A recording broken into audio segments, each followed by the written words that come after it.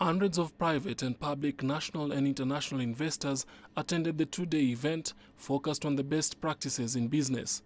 The message from delegates at the meeting was clear.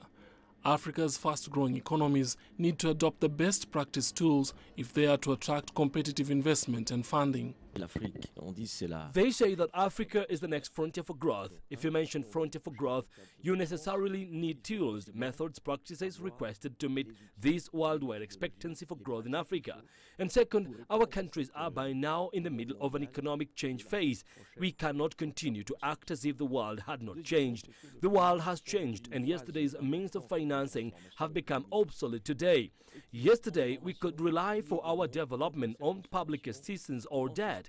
Public debt assistance was the preferred tool of development finance. Today, there are multiple funding channels that do not all have the same potential. Pour que l'Afrique puisse s'en inspirer.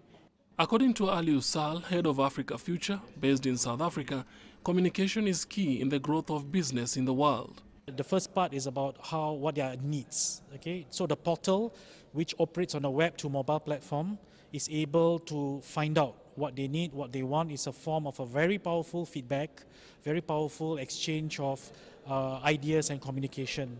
So that's the first benefit. The second benefit is the ability to integrate.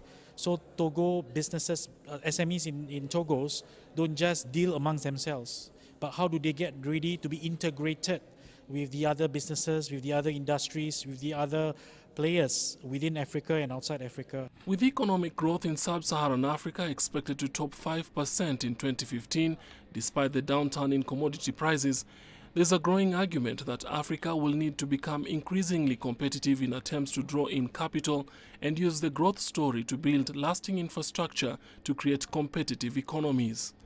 Noel Makugu, CCTV.